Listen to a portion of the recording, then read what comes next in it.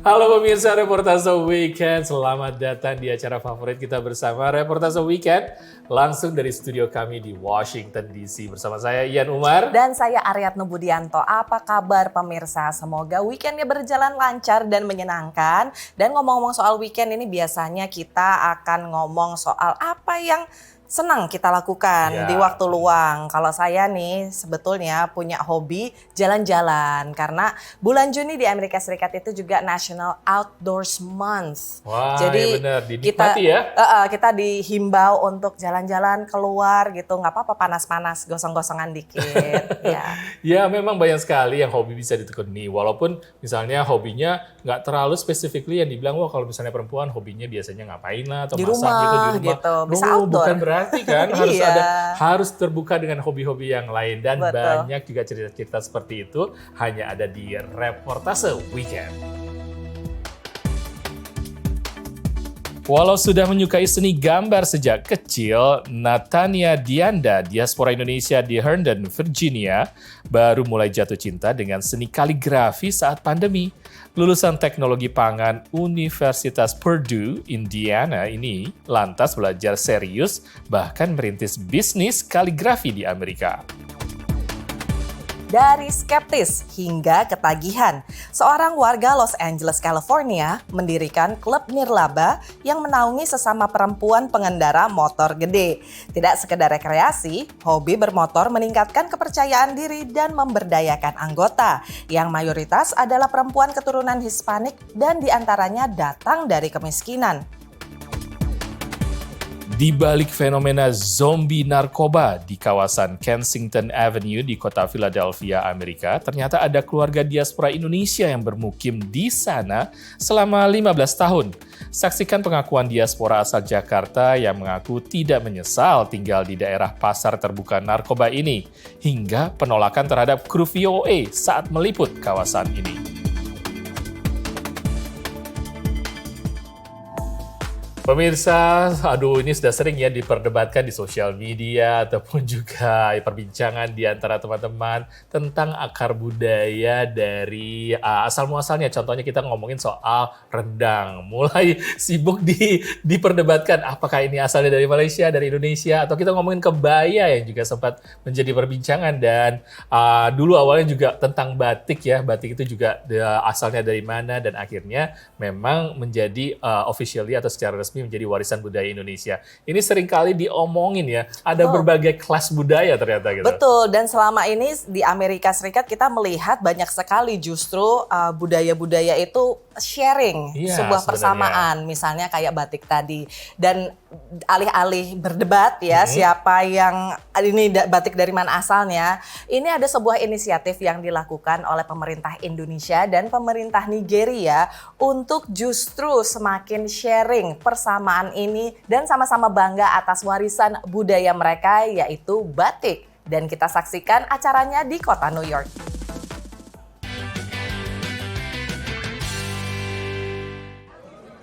Dalam rangka mempromosikan budaya Indonesia di kota New York awal minggu ini, kantor konsulat Indonesia bekerjasama dengan kantor konsulat dari Nigeria mengadakan kerjasama promosi budaya. Acara yang diselenggarakan di ruang serbaguna Gedung Konsulat Republik Nigeria Manhattan ini dihadiri oleh para tamu, diplomat, dan warga New York yang bersahabat dengan dua negara. Ya, ini tujuannya adalah promosi bersama sekaligus adalah kolaborasi atau persahabatan antara dua bangsa, dua negara yang dipisahkan jarak yang jauh. Dalam acara ini disajikan berbagai makanan khas dari kedua negara, sehingga para tamu dapat menikmati berbagai makanan sambil mendengarkan musik tradisional khas dari Sumatera Utara. Tidak ketinggalan minuman jamu khas Indonesia. Beberapa pakaian tradisional batik Nigeria dan kain batik Indonesia juga dipamerkan. Well, this is another opportunity for Nigerian and Indonesia to showcase their friendly atmosphere. We have been brothers from different continents. And we have found out that we have so many things in common. For instance, the batik, which we also call the adirek. Sebagian besar tamu mengagumi proses pembuatan batik yang diperagakan langsung dengan menggunakan canting. Mereka mencoba untuk membuat batik hasil karya sendiri.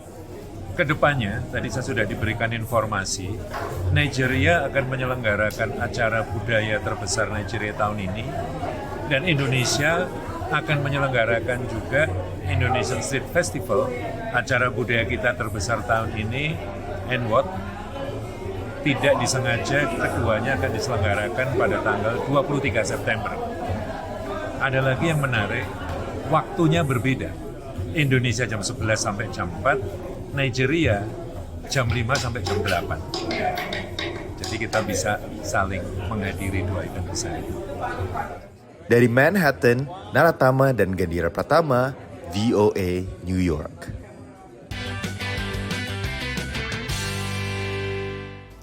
Menarik sekali ya, walaupun kelihatannya tuh mirip banget ya Ian, tapi sebetulnya berbeda antara batik dengan adire tadi ya dari Nigeria yang berbahan kalau nggak salah tepung singkong, tepung beras dimasak dengan tembaga sulfat. Ini jauh berbeda dari misalnya bahan batik di Indonesia itu kan malam ya, lilin dan kain biasanya kain mori gitu ya. Dan menggunakan canting juga seperti itu ya. Nah tekniknya mungkin berbeda tapi memang kalau dilihat dari wujudnya memang ini batik bukan sih, ternyata mereka agak berbeda. Dan pemirsa masih banyak liputan lainnya, jadi jangan kemana-mana, hanya di Reportase Weekend.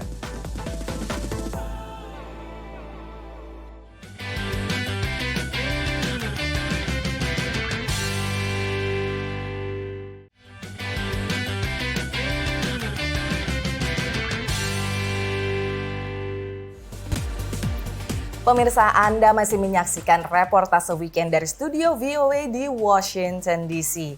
Dan pemirsa, kalau tadi kita sudah membahas soal membatik, sebuah warisan budaya Indonesia yang diakui oleh UNESCO, lembaga dari PBB ini, maka kita berikutnya akan melihat sebuah teknik, sebetulnya bukan melukis seperti membatik, tapi menulis yang membutuhkan keterampilan tersendiri, yaitu kaligrafi. Dan kaligrafi ini ternyata bisa menjadi sumber bisnis. Kita akan bertemu dengan diaspora Indonesia, Natania Dianda.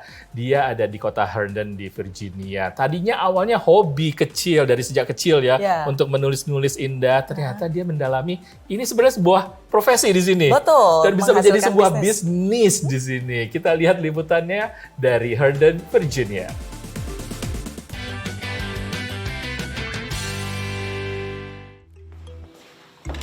Awal-awalnya tuh aku nggak punya website, jadi aku bener-bener datang ke mall, terus aku kasihin kartu nama aku ke mereka, terus aku kasih tau mereka, ini contoh sesuatu yang aku bikin, kalian tertarik nggak? Nah dari itu ya dari mulut ke mulut. Berawal dari mencari hobi baru saat pandemi, Natania Dianda, diaspora Indonesia di Herndon, Virginia, merintis bisnis kaligrafi. Cuma beberapa tahun ini aku ada coba ganti karir sedikit, dan sekarang aku juga melakukan bisnis kaligrafi sama engraving. Lulusan Universitas Purdue, Indiana, jurusan teknologi pangan ini memang menyukai seni menggambar sejak kecil. Pertama kali aku lihat kaligrafi tuh, aku ngelihatnya tuh bukan nulis, tapi itu lebih ke arah menggambar huruf. Dari aku lihat itu, aku penasaran, kok bisa ya nulisnya secantik itu? Nah, makanya pas tahun 2021 kemarin, aku iseng-iseng aja gitu, aku beli buku dari Amazon, buku kaligrafi yang beginner, terus aku coba, terus wah ternyata aku suka. Nia, demikian ia biasa disapa, lantas mendalami kaligrafi lebih serius dan mempelajari berbagai jenis kaligrafi yang lebih sulit.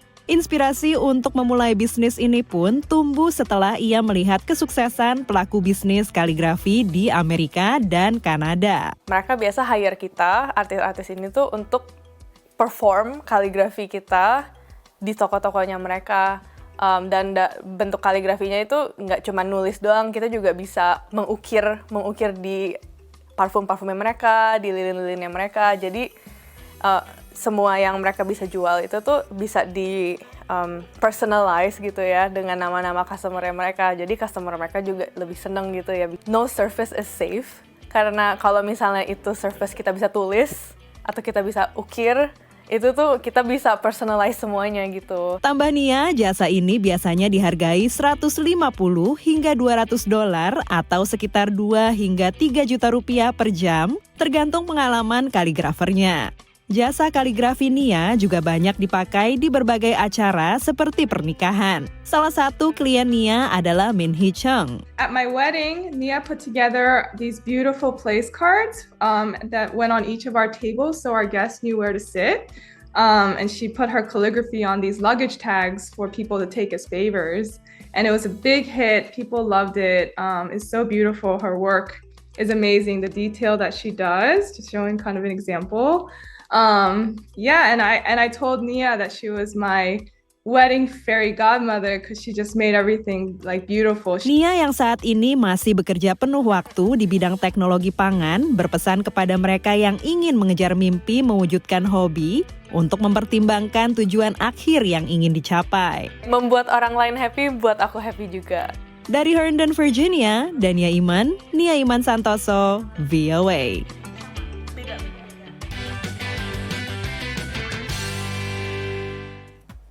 Awalnya memang hobi, tapi lambat laun ternyata Natania ini sadar bahwa hobinya ini juga bisa menjadi sebuah bisnis dan menjadi seorang profesional kaligrafi. Lain dengan Natania, kita akan bertemu dengan kelompok ibu-ibu yang ternyata punya hobinya agak berbeda. Ini hobinya ada di jalanan kayaknya. Betul, yaitu naik moge. Nah, awalnya ini dari skeptis karena tidak bisa naik moge ya, hingga akhirnya ketagihan. Seorang perempuan di California mendirikan sebuah lembaga nirlaba yang menaungi para perempuan pecinta moge seperti dirinya.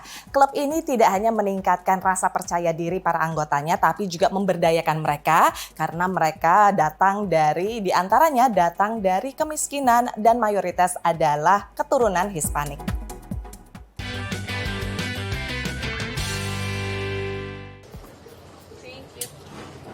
Sejak les mengendarai motor gede 15 tahun lalu, Lydia Reyes selalu merasakan kebebasan tersendiri. Honestly, I thought it was a joke because I never saw myself riding, especially because I'm super short and I could never reach the floor on a regular bike. So when I got there, they had little bikes. They had like smaller bikes, and I was able to reach on my tippy toes. After I got on that bike and I figured that I can actually do it, there was no stopping from there. When you start learning how to ride and you conquer that fear, that helped me throughout the years, believe it or not. So to me, it was more of like if I can do this, I can do anything else. Tabahnya, ia pun bisa belajar melawan stereotip gender, di mana perempuan adalah minoritas dalam dunia biker. Suami Lydia mendukung sepenuhnya hobi ini. Clubs, riders, they feel like it's a man's world, and the women need to be on the back end, and they do and say as the man does. I look at it different. If they're capable of doing it, why not? More power to you. Let's do this. Lydia membeli Harley Davidson pertamanya tahun 2013 setelah anak-anaknya lahir. Ia bahkan memodifikasinya sendiri. Kini ia mempertimbangkan untuk menjadi montir motor profesional. Rencana Lydia akan hobi ini begitu kuat, ia mendirikan Biker Chicks, klub moge yang tujuannya menjadi wadah bagi perempuan sepertinya. Senang naik moge dan ingin membebaskan diri dari stereotip. Saling dukung selagi menikmati hobi ini bersama. Have a machine that you're in total control of. And this machine can do powerful things and you have control of it. You just sit on it and take it for a ride and you have the power to slow it down. You have the power to throttle all the way through. It's an amazing freedom. I don't worry about anything. I don't worry about the house. I don't worry about the kids. I don't worry about having to cook, do I need to do laundry, dishes, none of that. I don't have to worry about any of that when I'm on my bike. When I'm on my bike, I'm me. I'm not the wife, I'm not the mom, I'm me.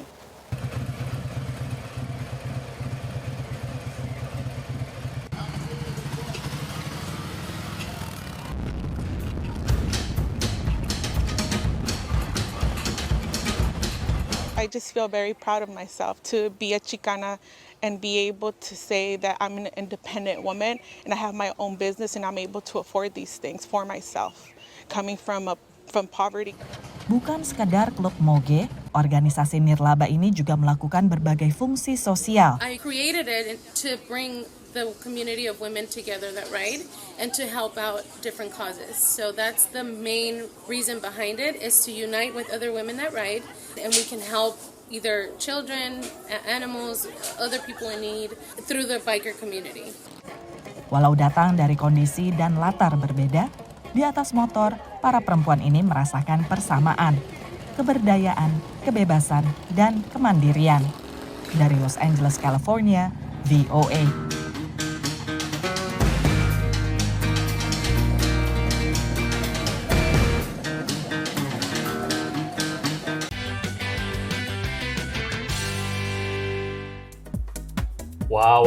Waduh, ibu-ibu itu ya berani sekali dengan motor gede, moge.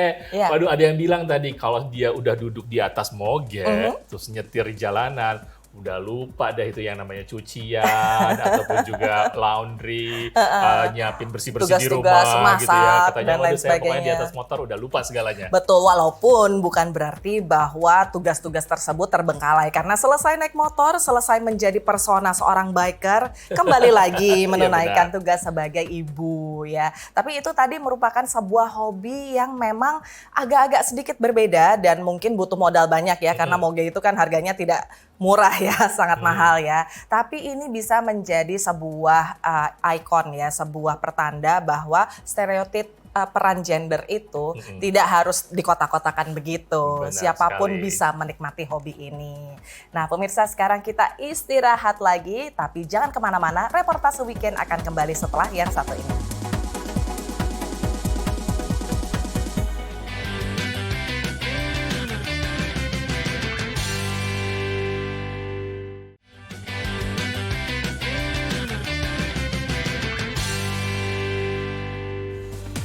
Pemirsa, Anda masih bersama Reportase Weekend. Biasanya di episode Reportase Weekend kami menyampaikan cerita tentang kota-kota di Amerika. Dan kali ini sisi lain dari kota Amerika yang akan kami perlihatkan. Pernah lihat kan sebuah video yang baru-baru ini viral di mana-mana memperlihatkan sebuah kota atau kawasan yang kumuh dan dipenuhi oleh para pecandu narkoba. Dan Betul. ini sedih sekali ya ngelihatnya, karena tidak hanya banyak sekali tunawisma tapi juga banyak sekali pecandu.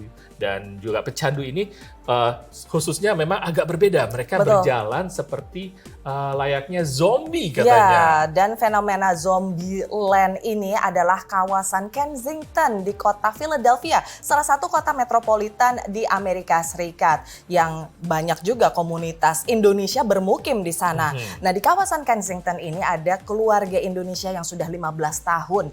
Mereka berasal dari Jakarta, 15 tahun tinggal di sana, dan kita simak apa yang mereka rasakan sejak ada fenomena zombie ini dan bagaimana penolakan terhadap kru VOA yang meliput di sana.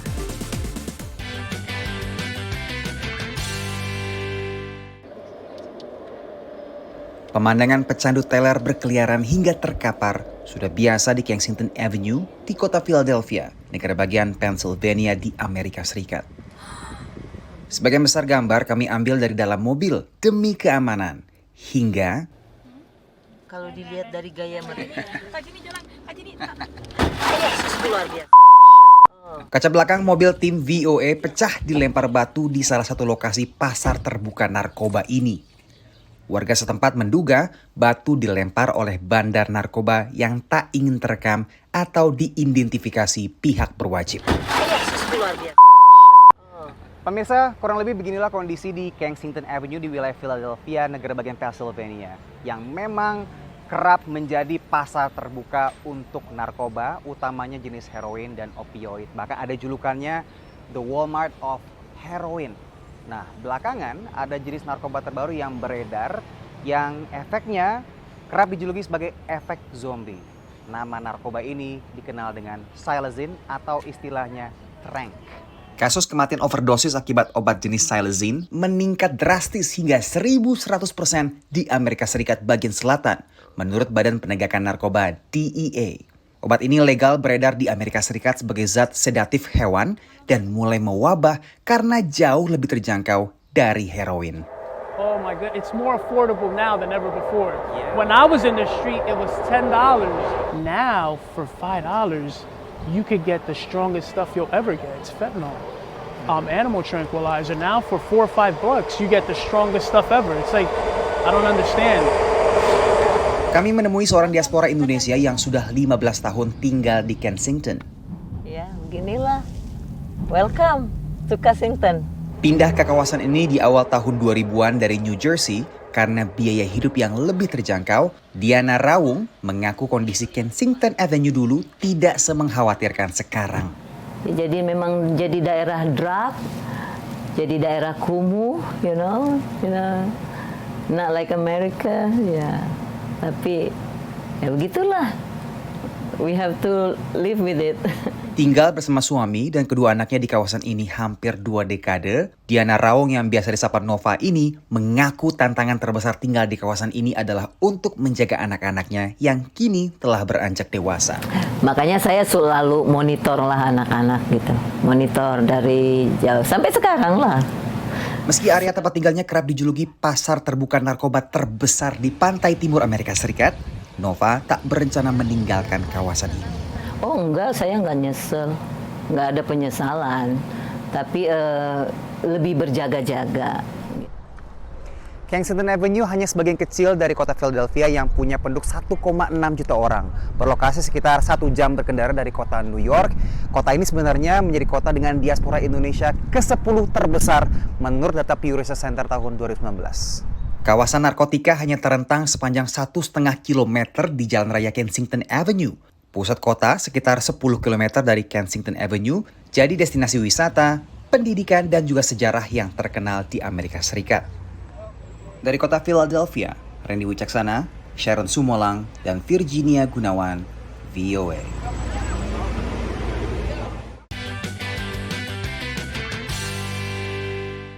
Ya itu tadi saya ikut deg-degan ya, apalagi begitu tadi kaca mobil dipecahkan ya, dan ternyata batunya lebih besar dari kepalan tangan saya. Dan untung tadi Randy, Sharon dan juga Virginia, kru VOA yang meliput ke sana selamat ya. Dan walaupun memang agak deg-degan ya, tapi ternyata tadi keluarga Indonesia itu merasa bahwa ya sudahlah, mereka juga nggak ganggu kita, jadi kita selama ini tidak terganggu. Jadi ya memang ada pro kontranya sendiri. Di tanah air mungkin ngelihatnya udah yang wah itu kayak perang gitu ya, atau kayak zombie land gitu. Ya, tapi ternyata itu. Dan kayaknya juga buat kita ya, kalau misalnya kita untuk berkunjung ke suatu tempat, memang sudah baiknya kita melakukan riset ya. Lihat dulu, cek gitu di websitenya atau gimana, atau Google search lokasinya seperti apa. Walaupun kota Philadelphia ini seperti dibilang bahwa memenuhi target wisata, banyak sekali tempat-tempat wisata di Philadelphia ini memang ada kantong-kantong tertentu yang harus dihindari. Dan sudah waktunya buat kami untuk berpisah dulu di sini pemirsa. Kami sudah menemani selama 30 menit dan kami undur diri dulu. Saya Ian Umar dan saya Aryatna Budianto. Terima kasih atas perhatian Anda, tapi kami juga tidak lupa untuk mengundang Anda untuk menjadi sahabat kami melalui media sosial dengan handle @VOA Indonesia. Dari studio VOA di Washington DC, kami undur diri dulu, sampai ketemu lagi minggu depan. Dadah.